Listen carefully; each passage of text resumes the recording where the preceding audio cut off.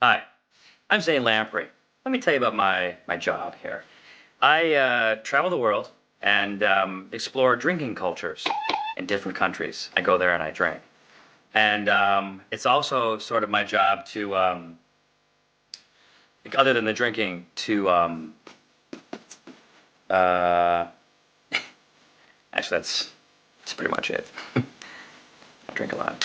Whoops. All right. Can I get a towel? Yeah, room 901. Thanks.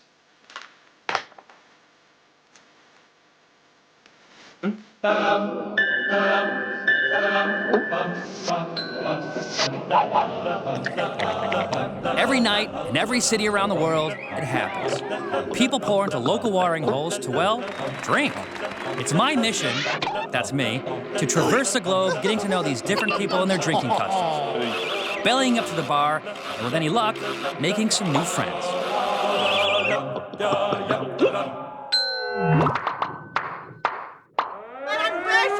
Warning, if you're out drinking in Wales, you might run into this lady. And if you do, watch your crotch. Hey now, it's the crotch party. You'll see more of her later. But first, Wales, home of the Welsh, and part of the UK, and a great place to drink. Yeah, there are more castles here per square mile than any other place on Earth. And yes, they do speak a strange and ancient language with really long words that are made up of a bunch of syllables and hardly any vowels. But the reason I'm here is because of these places. Pubs.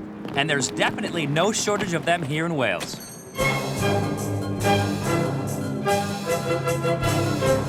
I'll go to a town where there's a pub on almost every block.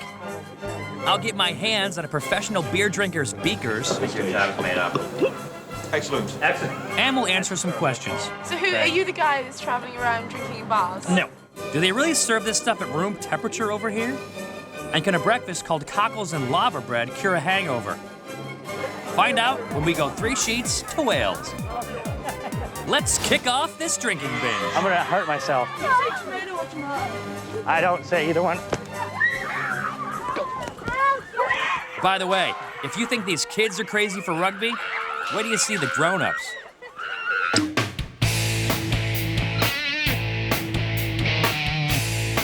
In my quest to understand the world of Welsh pubs, I journey deep into the countryside of Wales to a 1,000-year-old pub known to serve up death sentences and drinks to the devil himself. It's the Skirrid Inn. Skirrid Inn.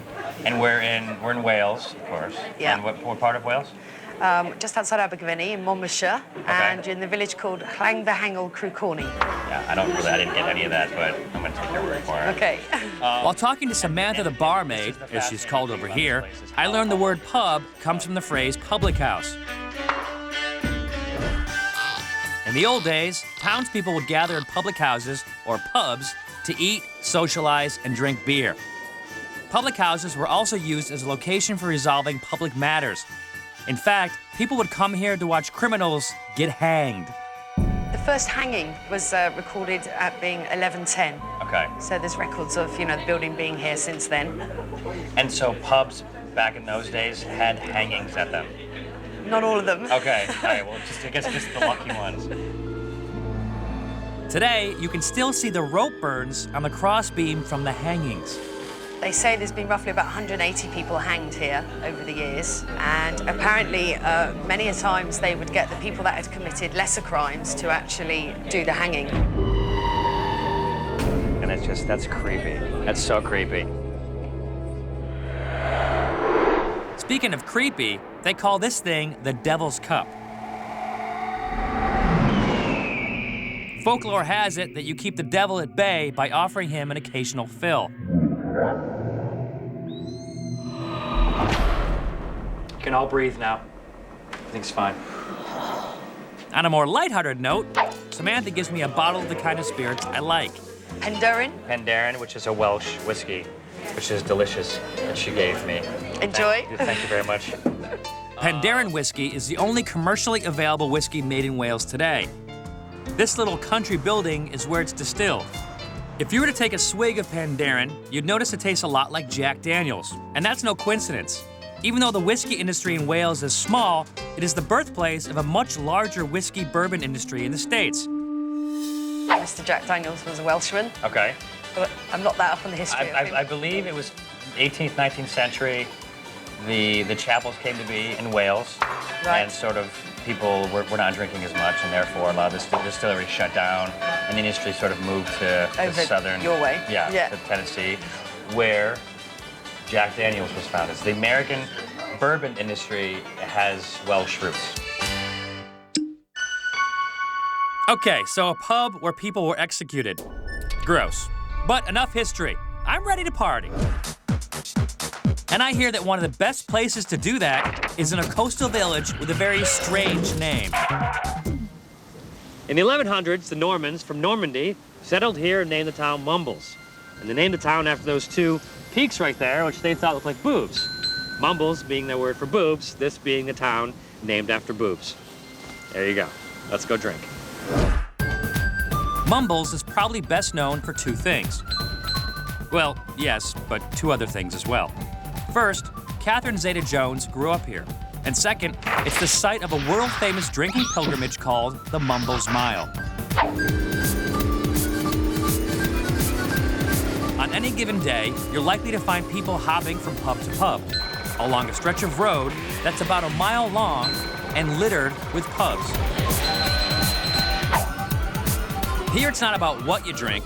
Most of the people here drink your typical varieties of mixed drinks and beers. A Corona? All right, a Corona, please. In order to make the claim that you've done the mile, you need to hit 10 of the pubs along this route and have a drink in each pub. Can I do the mile? Come on! I'm Zane Lamprey, host of the world's coolest drinking show. Of course I can. The first pub on the route is called the White Rose. And let's just say that right now, things here are not so rosy.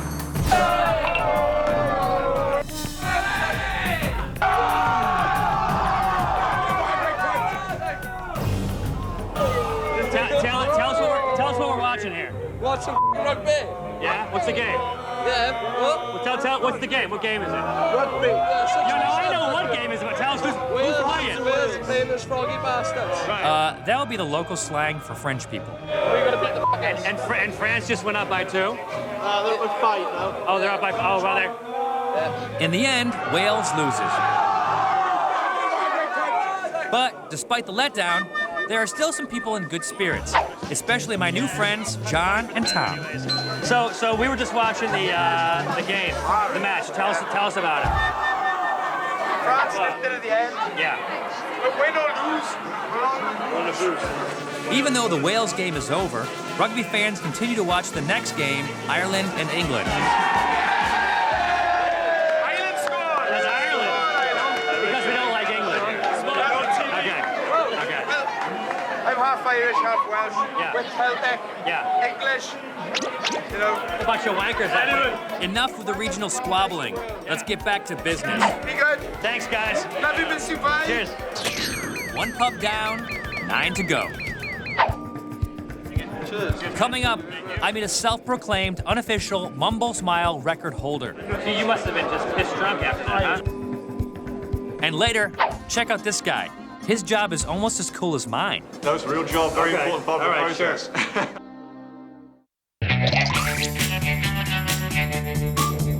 Okay, so I'm in a town called Mumbles, where I've been hitting bars in my attempt to complete the famous Mumbles Mile pub crawl. At bar number 3, I run into an accomplished miler. Because we're born and bred in the Mumbles. But you're saying he has a record for the He has. quickest Mumbles Mile. Unofficial, but he's in the Mumbles. I got it, that's fine. What's the time on it? It's going to be about, what was it, an hour and 10? And so that's 10 pints? Yeah. It's a pint in each one. Sure. Okay, wait a minute. To clarify things, in the UK they drink imperial pints, which are 20 ounces, as opposed to our 16-ounce pints in the States. That means he drank 200 ounces of beer in a little over an hour. That's about 13 pounds. That's twice the weight of my friend Steve McKenna's head. Or, another way of looking at it, that's about 16 and a half standard-sized bottles of beer. So you must have been just pissed drunk after that, I was all over the shop. I was in a coma 3 days after. Were you? Yeah. I can imagine. And that's the Mumbles tradition, see? Yes. It's a tradition. Another Mumbles tradition is this place. The Park Inn has been serving beer for a very long time. We've got it on an 1846 tithe map, the old church map. Wow. So it's at least 150, 160 years old, Wow. I suppose. And it's been a pub all since. It was built as a pub. Wow, that's amazing. Kevin Martin is the owner, or landlord, as they say in Wales. And when it comes to serving ales, this guy is a purist. Hey, can you tell me about this? What's CAMR? What is that? It's an organisation to get rid of things like Fosters and your general lager and promote real ale back into the community pubs. So what is a real ale? Time for a 3 Sheets Ale documentary.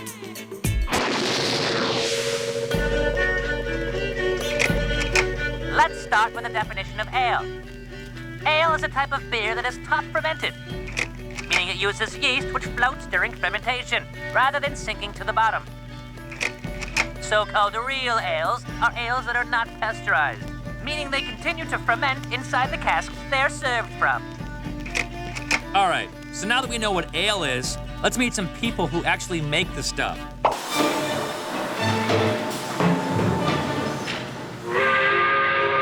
The Brains Brewery has been in business since 1882. So I'm here with Stuart Dobson at the Brains Brewery in Wales, in Cardiff. And what do you guys make here? We make about 100,000 barrels of ale.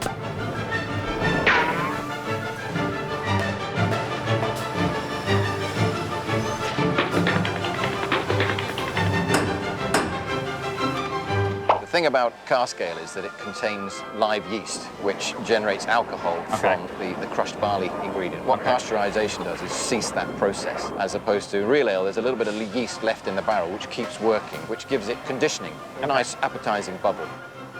It's a perishable product, not unlike milk, if you like. So from the point at which the cask is breached, as we call it, we start pouring it in the pub, really should be consumed within 48 hours.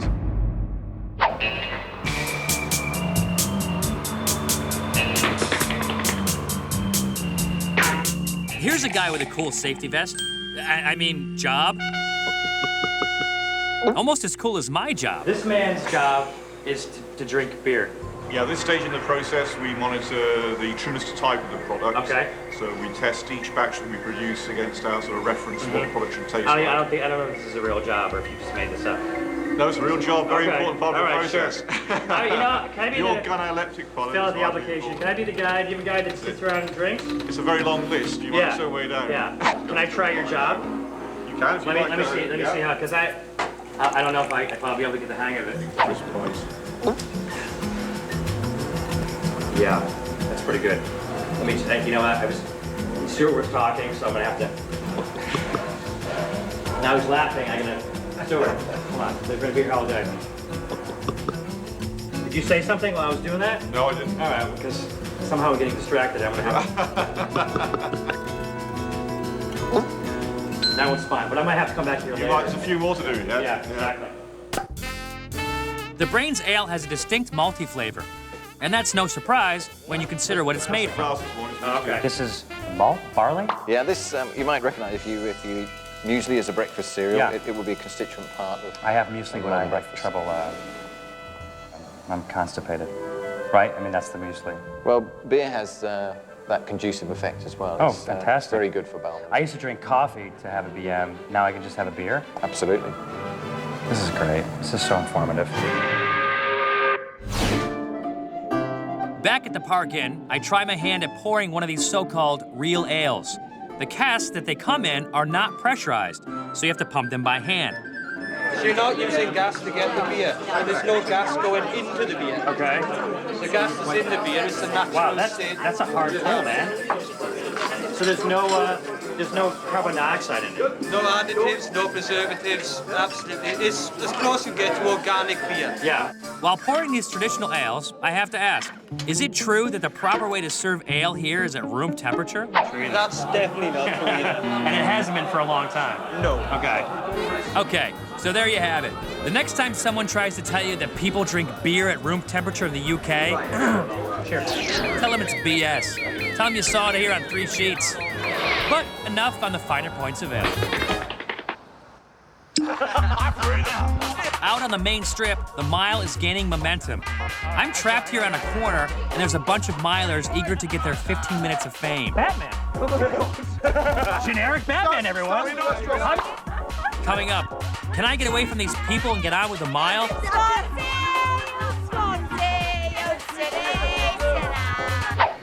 And after a night of many beers, I'll see if some cockles and lava bread ease the pain or create some mumbles rumbles in my stomach. The real deal here. Okay, so I'm in a village in Wales called Mumbles, and I'm trying to do the Mumbles Mile pub crawl. But as is the case with Welsh villages, word of mouth travels fast. And apparently, a lot of people know that a TV show is in town. Are you the guy that's traveling around drinking in bars? No. Is he here? No, he's down at So why are you filming here? Why are you filming here if he's not drinking? Oh, look at him.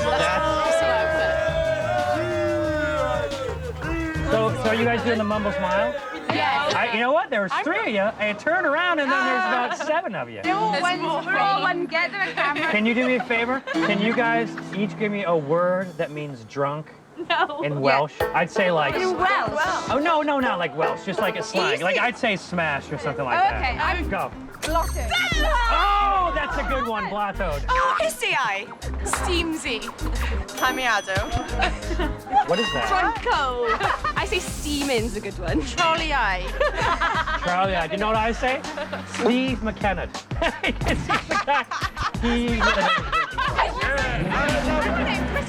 That guy's, he's looking for you. He ripped up his edge. I mean, he wants you. Yeah, we'll head off. Just when I think I can move on to the next bar, along comes this lady. Oh, hey, Greta! All right. Hey, there she is, Mama. Hey now! Hey now! It's the Cracker Barrel party! Mama is legendary in these parts. Everyone knows who she is, and they know she tends to pop in out of nowhere and, well, grab your crotch. Hey now! It's a crotch-grabbing party! While she seems a little crazy on the outside, she gets a lot of respect around here because what she's actually doing is raising money for charity. I've done over £1 million for charity. Yeah, I heard about Since that. I was 14. Yeah, this is £10 for you. Is that good? Yeah, thank you. All right. Okay, so maybe she's no Mother Teresa, but it's all a means to a noble end. I'm a little afraid you're going to grab my nuts. So I'm going to run. Careful with my nutsack. The more I get pulled aside out here, the more I realize that my chances of getting through the mile are narrowing. Why are you dressed up? We're not really dressed up. Oh no, why are you not dressed up? We're not dressed up. This is how we normally come out. Okay. Whatever. Drink and let drink and mumbles. It gets a little drunk here. It gets a little salty. It's a little bit scary. Speaking of scary, I'm scared that I'm running out of time. The bars close down around midnight, so I rush into the next pub just to up my pub crawl count.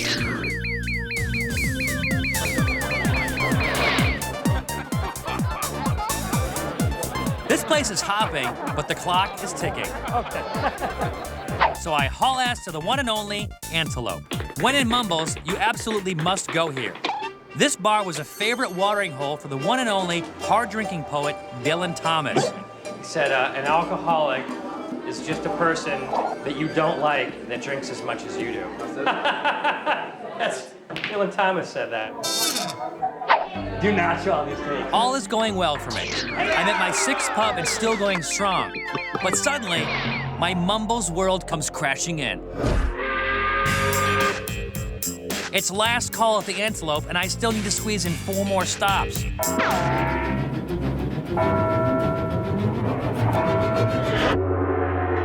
Okay, so does this place count? It's on the Mumbles Road, and it serves big cans of beer. I'll get a beer.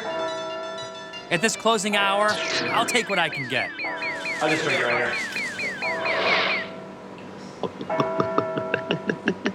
Thank you very much. Thank you. Thank you.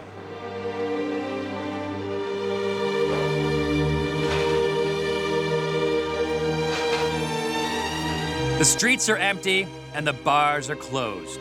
But in a desperate attempt to get another notch in my Mumbles belt, I may have to hit rock bottom.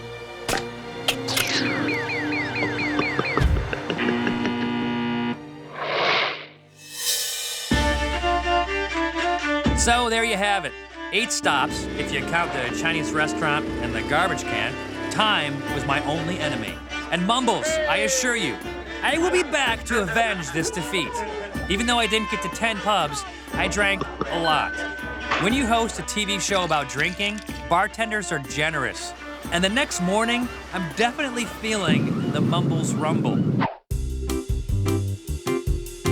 On that note, I have an appointment with this stuff, cockles and lava bread. With this guy, Dr. Mike. So what do we have here? Well, this is a real traditional Gower breakfast from this part of Wales. Dr. Mike has a PhD in medieval Welsh history. You've got locally harvested cockles. Excuse you? These are cockles. It's a shellfish? It's a shellfish, yeah. It's a little shellfish. And they're really good. Okay, good. I like that. Yeah, good. And what's that? No, that's lava bread. It's very unique to this part of Wales. It looks like lava. It doesn't look like bread at all. It's actually seaweed. You cook it with a little oatmeal. Okay. And it goes really well with your cooked breakfast. Contains a heck of a lot of iron and vitamins, so it's really good. You know what? I was told to be afraid of that. You like it? It's very good. And so are these cackles. Cockles, yeah. Yeah, I like to call them cackles. Not bad. I mean, they're just like little mollusks. That's right, yeah. The rest of the breakfast is pretty basic. Bacon, eggs, sausage. And then half a tomato. Yep. It said tomato. I was really thinking it was like kind of a nasty breakfast, and I, for some reason, thought it was a bit of a joke. Yeah. that this was a hangover cure. But this lava bread, how kind of awful lava bread. It's working already, I can see. I mean, it's delicious. Whatever you call it. Cockles. I just like saying it because it's a fun word. The traditional Welsh breakfast is actually quite good. Hey, get back here. I wouldn't say it cured my hangover, but it did help me forget about last night's defeat along the Mumbles Mile. That's good lava bread. It's the best I've ever had. Of course, one thing I'll never forget is my Welsh drinking excursion. I've been to a brewery that's been making ales for over a century. I've had beers in a 1,000-year-old pub and served a drink to the devil himself. And I experienced Mumbles, complete with a woman willing to do just about anything for a good cause. Guys who wear costumes when they drink, and 7 girls with 7 different words for drunk. This place is definitely a worthwhile stop in my mission to experience drinks and the people who consume them. Wales, you got a great set of Mumbles, lady. I'm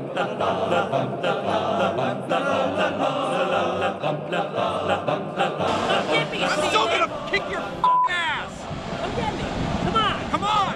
So I'm in Wales, where there's more castles per capita than anywhere in the world. We're not here to... Hello. I think you heard the word ferret. Yeah, and maybe chocolate. Who the f*** is that today? That's a microphone. It's a boom. It's not going to hurt you, Mama.